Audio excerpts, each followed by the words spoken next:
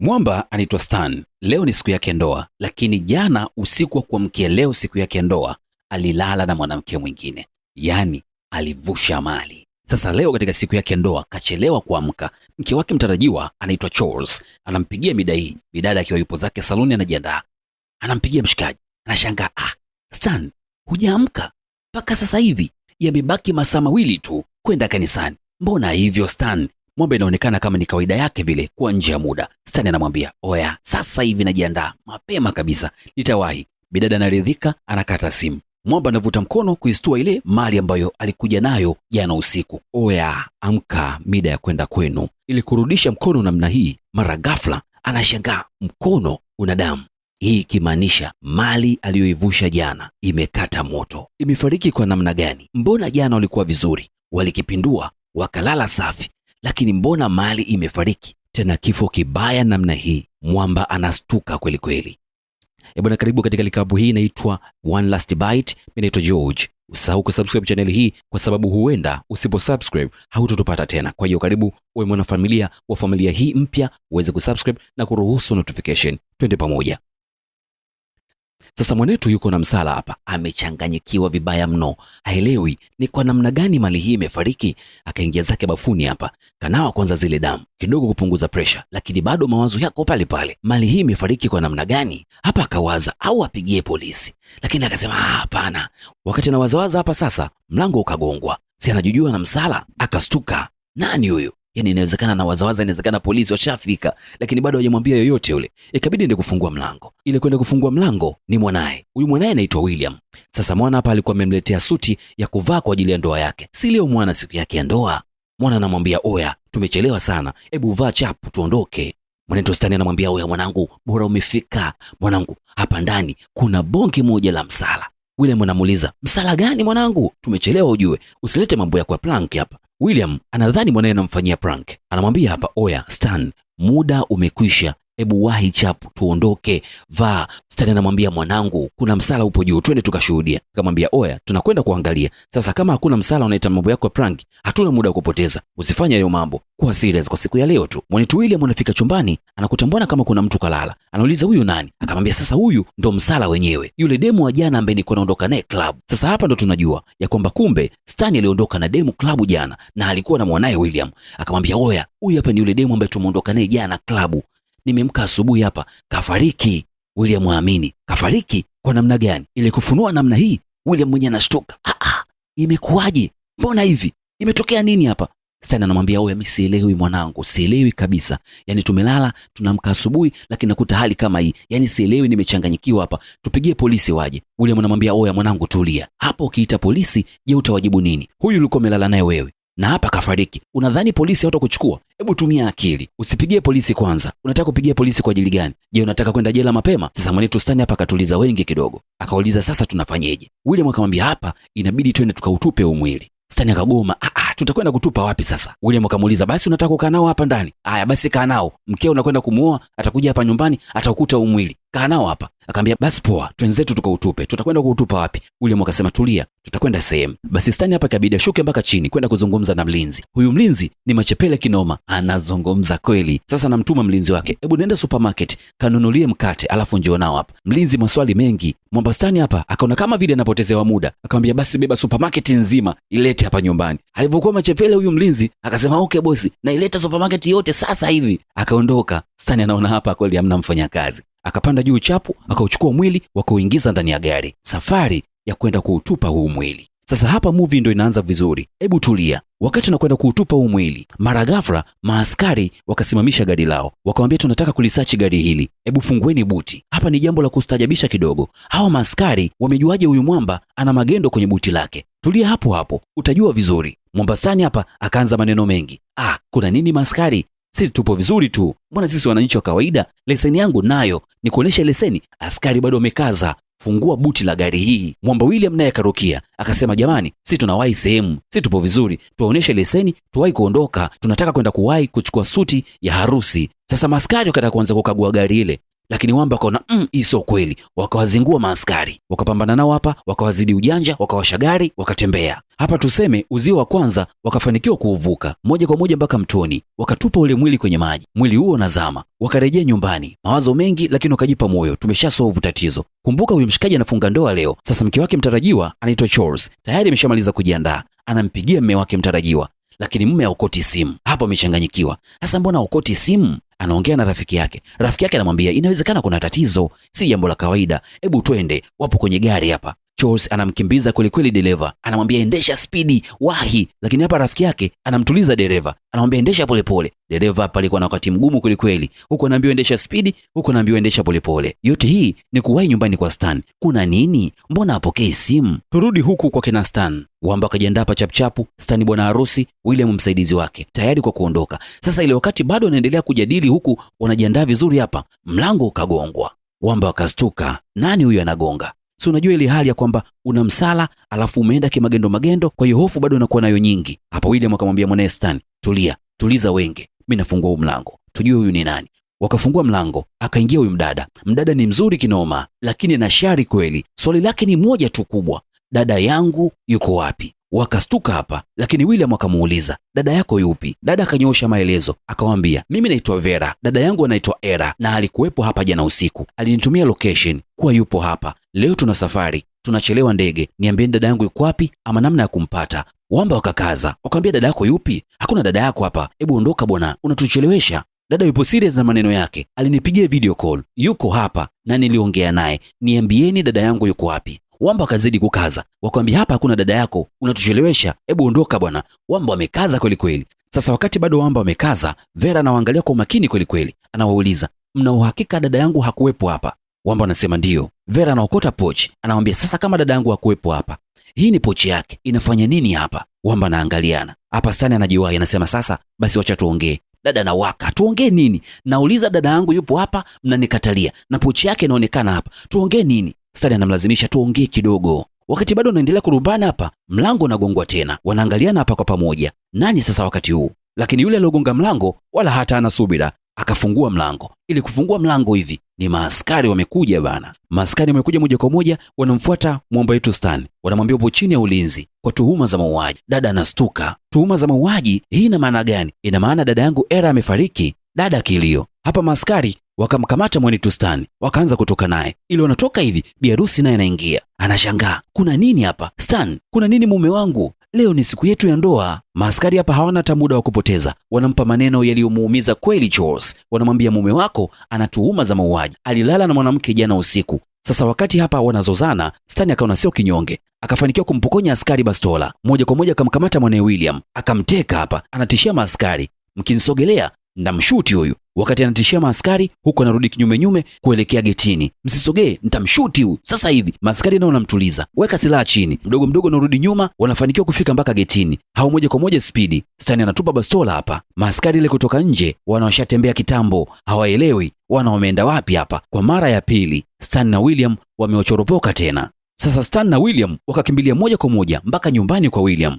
Wakafika hapa, William anamlaumu, sasa umefanya nini kile ndugu yangu? Hujui hapa kama umeleta balaa jingine jipya kabisa. Mwamba Stan anasema sasa mimi ningefanyeje? Mimi sijaua, siwezi kukubali kukamatwa kinyonge, mimi sijaua, sijui chochote. William akamwambia sasa hapa umeua ama haujaua, kesi unayo na tushavuruga na umeniingiza mimi kwenye kesi, hapa inabidi tutembee. Wakakubaliana kwamba wavae, wajiandae, waondoke. Ili wakati wanataka kujiandaa hapa, mara mlango umegongwa, sauti inasikika, mpo ndani, tunajua kwamba mpo ndani, sisi ni maaskari, fungueni mlango, la sivyo tutaingia kwa nguvu. Wamba wakasema hapa hakuna muda wa kupoteza. Wakapita nyuma ya nyumba, wakaruka ukuta, wakatembea. Maaskari wanaingia ndani kwa mara nyingine, manyoya. Wamba moja kwa moja wakakimbia mpaka mji mwingine, wakafikia kwenye hoteli hapa. Stan anamwangalia William, anaona huyu ni mwanangu sana, inabidi hata nimuombe radhi, nimemuingiza kwenye mambo ambayo hayamuhusu kabisa. Stan anamwambia William, mwanangu, nisamehe sana, unajua nimekuingiza kwenye kesi ambayo haikuhusu kabisa, haukufaa kuhangaika namna hii, lakini umeingia hapa kwa ajili yangu mimi, nisamehe sana. Mwanetu William ni mmoja kati ya wana ambao ni wachache sana duniani. Anamwambia mwanae, oya, wewe ni mwanangu sana, siwezi kukuacha popote pale, yaani kwenye kila changamoto nitakuwa na wewe, nitakusaidia, hili jambo lazima litaisha. Najua mwanangu hauna kosa, mwanangu hujaua, lazima tuweze kutoka kwa pamoja kwenye hili jambo, tutalimaliza, wala hata usijali. Mwanetu William ni mwana kinoma, lakini tulia hapo hapo. Sasa hapa wakajadiliana, wakasema kwamba tukikaa hapa hatutopata msaada moja kwa moja, ngoja mimi nirudi mjini kule, nende kuangalia tutafanya nini, tuweze kupata hata kitu cha kula ama tupate namna nyingine ya kuondoka mbali zaidi, tukatokomee huko. Lakini hapa wakapanga plan, wakasema kwa kuwa kila tunapoenda maaskari wakija wanagonga mlango kwa fujo, hapa sisi tuwe na saini yetu. William anamwambia, mimi nikiondoka hapa nikirudi nitagonga mlango mara 3. Mpango ukaeleweka. Mwamba William akasepa hapa. Mwamba Stan amekaa peke yake hapa, lakini baada muda mfupi anasikia mlango umegongwa. Akatulia kwa kuwa na plani yao na William. Mlango ukagongwa mara ya pili. Mwamba akatulia tena akisubiria ya 3. Baada ya kusikia mlango umegongwa mara ya 3, Mwamba akashusha pumzi hapa, akajua hii ni saini ya mimi na mwanangu. Ili kufungua mlango, mara maaskari wanaingia. Mwamba akatiwa nguvuni hapa, akatiwa pingu mwanetu. Maaskari wamejuaje kama yupo hapa na kwa nini wametumia saini zile zile ambazo alikubaliana na mwanae? Tulia hapo hapo utaujua ukweli. Sasa mwanetu ameletwa kituoni hapa, wakati huo anaojiwa, kwa nini umemuua yule binti? Mwamba anakana kabisa, anasema mimi sijaua, mimi nililala tu, tunamka asubuhi nakuta binti amefariki. Akauliza, kwa nini sasa ulikuwa umeenda kuutupa mwili? Kwa nini usingetoa taarifa polisi? Mwamba anajitetea sana hapa, polisi hamuelewi kabisa, anamkandamiza kweli kweli. Si mnajua ile maaskari jinsi ambavyo maswali yao yanavouliza, ndio Mwamba anaulizwa hapa. Mwamba anakana kabisa. Huku upande wa pili William amekaa na Charles pamoja na rafiki yake Charles. Wanamuomba Charles, bwana kubwa zaidi yule mke ambaye Stan anataka kumuoa kumbe ni mwanasheria bwana. Sasa hapa wanamuomba Charles, basi tunakuomba usimamie hii kesi, uweze kumtoa mwanetu polisi. Mwanetu wa usiki, unamjua vizuri Stan. Charles amekasirika kweli, anahisi kusalitiwa hapa. Wakati huo anaongea hapa, Charles akawa mbali. Anakumbuka kipindi ambavyo wapo vizuri na Stan, wanaenjoy maisha, wanacheza game pamoja, maisha ya upendo. Stan hakuwahi kabisa kuonesha kwamba yeye ni mtu ambaye anarukaruka sana. Charles alikuwa mbali kweli. Wakamstua hapa, tunakuomba simama kama mwanasheria wa Stan, tumuokoe mwana. Charles akakasirika, akasema, William, yani rafiki yako usiku wa ndoa yetu analala na mwanamke mwingine, mimi nifanye nini sasa hapo? Hebu niacheni, nimeshachoka hapa, ngoja nikalale. Wakawa wanamwangalia tu hapa. Charles huyo akapanda zake juu ya ngazi akatembea kulala. Sasa sini na ama inaonekana Charles alijifikiria, akaona bora nimsaidie mwana. Hapa inaonyesha wapo chumba cha maongezi. Mwamba Stan aamini, umekuja kuniona baada ya yote nilokufanyia, asante sana. Charles upo mkavu kweli, anamwambia oya, hapa nimekuja kama mwanasheria wako, mimi na wewe hatujuani hapo, sahau kabisa kama mimi na wewe tushawahi kuwa wapenzi. Hapa nipo kama mwanasheria kusimamia kesi yako. Sasa ninachotaka kukijua kutoka kwako ni ukweli wako juu ya hii kesi. Mwamba Stan atafanya nini sasa? Na si mnajua kwamba ukiwa unazungumza mwanasheria, zungumza ukweli kabisa ili mradi ajue namna gani ya kukusaidia. Mwamba Stan akaanza kuzungumza ukweli hapa, akamwambia, wakati tunatoka klabu niliondoka na huyu mwanamke, nikaenda naye mpaka nyumbani. Tukafika nyumbani tukapindua pale mpaka ile asubuhi unanipigia simu wewe, nimechelewa kuamka, unaniamsha, ndio namshika huyu mwanamke na mkuta amefariki. Kwa sijui chochote kile. Charles akamuuliza, ulimwambia yoyote mwingine zaidi ya William hii issue? Akamwambia hapana, mimi sijamwambia mwingine yoyote zaidi ya William. Akamuuliza pia, wakati mnaenda kuutupa mwili mlikutana na maaskari nimeambiwa? Akamwambia ndio, tulikutana na maaskari. Akamuuliza pia, umbali wa kutoka pale mlipowakimbia maaskari mpaka mlipoutupa mwili ni umbali kiasi gani hasa? Stan akamwambia ni kama masaa 2 hivi tulitembea. Charles akajiuliza, kwa nini maaskari waliupata haraka mwili ulipotupwa kama ni mbali kiasi hicho? Hapa kuna jambo hapa. Akamuuliza tena, wakati mmekimbia na William pale nyumbani kama umemteka, mlienda wapi? Stan akamwambia tulienda nyumbani kwa William. Ikawaje? Maaskari pia walikuja, lakini tukakimbia tukaruka ukuta. Bado hapa kuna jambo lipo hapa. Akamuuliza mkaenda wapi tena? William akamwambia tukaenda mpaka nje ya mji kwenye hoteli. Akamuelekeza namna mzima walivyokubaliana na William mpaka William kuondoka, mpaka maaskari wanaingia kwa staili ile ile ambayo William alikuwa amemwambia kwamba akirudi atafanya namna ile. Charles akasema hapa kuna jambo hapa, si ninafuata. Charles amekaa hapa na rafiki yake, anamwambia katika hii kesi ya Stan lazima kuna kitu nyuma yake, kuna mtu ambaye anamsingizia hii kesi ya Stan na lazima kuna sababu, mimi nitaitafuta. Rafiki yake anamuuliza nani sasa mwingine? Maana muda wote alikuwa na William, na William hawezi kabisa kumfanyia hivyo. William ni rafiki mkubwa sana wa Stan, hawezi kabisa kumuingiza kwenye hii kesi. Sasa nani mwingine ambaye anavujisha signal na taarifa kwenye kila jambo ambalo lilikuwa likifanyika wakati ule? Hapa bidada Charles akasema mimi nitalivalia njuga hili. Akaanza kufanya utafiti wake.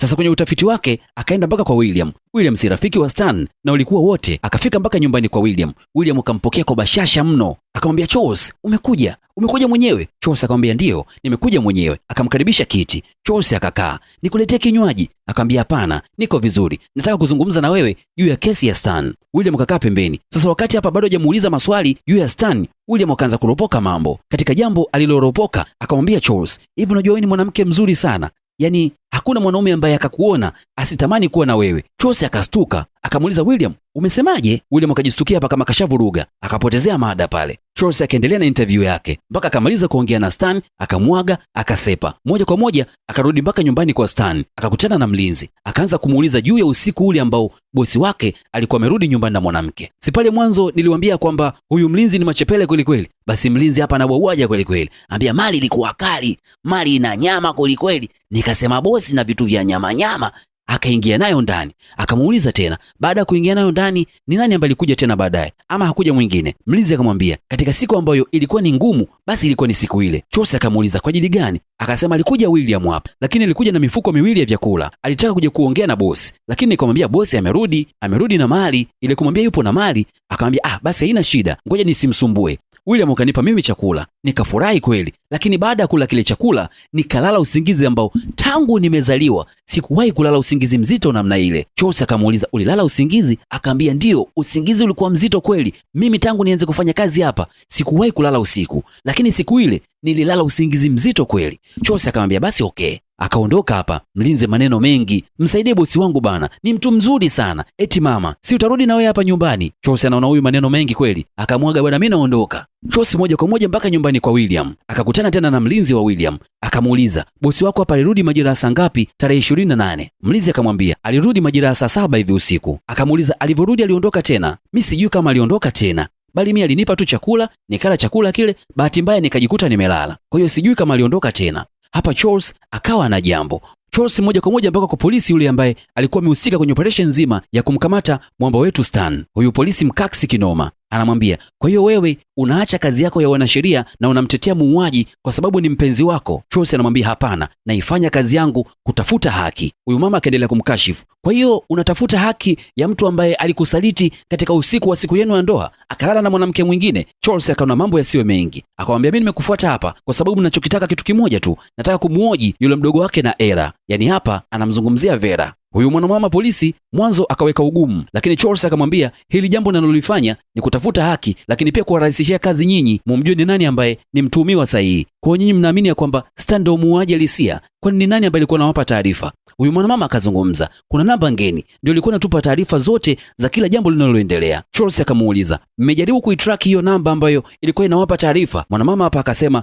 lazima kuna jambo, ngoja na yeye akafuatilie. Huyu mwanamama anakwenda kufuatilia juu ya ile namba, lakini akamruhusu Vera kufanya mahojiano na Charles. Hapa Vera alipoingia tu akajua hapa Charles hana lolote lile zaidi ya kumtetea mpenzi wake. Akaanza kumlaumu hapa, wewe ni mwanamke kama mimi, lakini hapa upo kwa ajili ya kumtetea mpenzi wako tu, hauna lolote lile, wewe ni mwanasheria feki, hakuna lolote ambalo utalifanya la haki hapa. Vera analaumu kweli, lakini dada yake amefariki, ana machungu, anazungumza sana. Charles kila anavyomtuliza Vera hamuelewi kabisa. Akaambia hapa mimi natafuta ukweli, nataka tuzungumze tu. Mwishowe Vera akakubali. Akakaa akamuuliza juu ya siku ambayo dada yake aliondoka na Stan. Vera akamwambia hiyo siku dada yangu alikuwa yupo klabu, kesho yake ilibidi tuondoke twende nyumbani kwa mama. Weekend hii mama yetu ni siku yake ya kuzaliwa, kwa hiyo tulitaka kwenda kufurahi naye, lakini hili ndio limetokea tena. Hapa nazungumza kwa uchungu bidada. Akamuuliza sasa siku hiyo alikwambiaje? Akamwambia siku hiyo alikuwa yupo klabu, akanipigia simu akasema katika siku ambayo nipo klabu na nina furaha kweli ni siku hii ya leo, nimekutana na mwanaume ambaye ametokea kunifurahisha kweli, kwa hiyo mimi huyu nitaondoka naye. Nikamkataza dada yangu, usiondoke na mtu ambaye umjui, lakini akamwambia nitakutumia location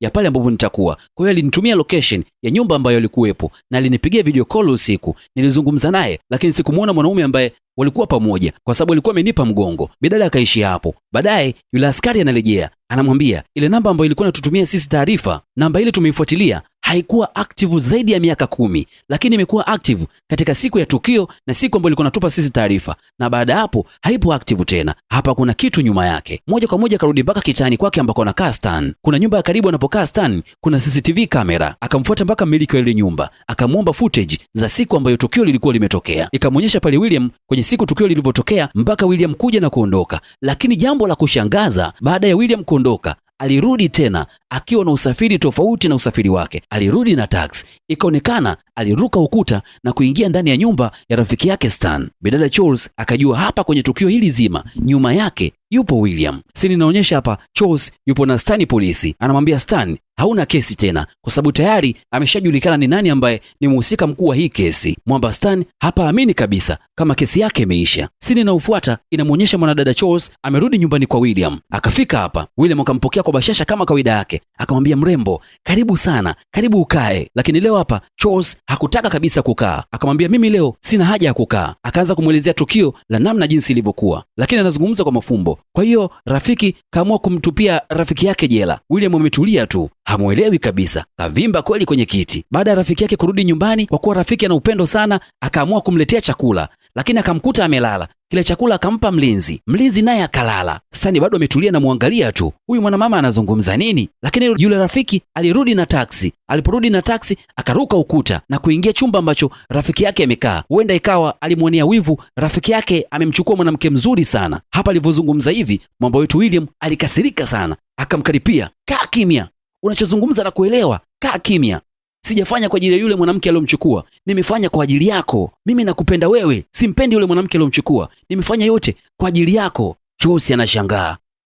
Kwa ajili yangu? Nimemuoa yule mwanamke na kumpeleka Stan jela kwa ajili ya mimi niwe na wewe. Stan amekuwa akikusaliti sana. Wewe ni mwanamke mzuri, unapaswa kumpata mwanaume ambaye anaitambua thamani yako. Mwanamke mzuri, mchapakazi, lakini umekuwa na Stan ambaye anakusaliti kila siku. Mimi nakupenda na nikawa naumia na hilo, na ndio maana nikaamua kumtengenezea kesi Stan. Nimemtupia jela kwa ajili yako, nakupenda sana. Sasa wakati anazungumza hayo, kumbe Stan na mapolisi walikuwa nje mwanangu, si wakaingia ndani. Hapa William anastuka ya kwamba tayari ameshachomeshwa. Akaanza kumlaumu Charles. Kwa hiyo umenichomesha, umeniingiza kwenye kesi, lakini yote nimefanya kwa ajili yako. Mwamba Stan haamini kabisa, anamwambia wewe ni rafiki yangu, kwani unanifanyia hivi? Mwamba William kweli anajali, anamwambia ndio, ulitaka nini? Una mwanamke mzuri, ana elimu, mchapakazi, lakini bado ulichagua kumchiti. Nikaona nikusaidie kama rafiki yangu, ukakae sehemu ili usichiti na mimi nimtunze mkeo. Akamuasha kidogo. Mwanetu William sasa yupo nguvuni kwa makosa ya kumuua Era. Stan sasa yupo uraiani, yupo huru na maisha mengine. Karejea nyumbani kwake ana huzuni kinoma. Kwanza kapoteza mke,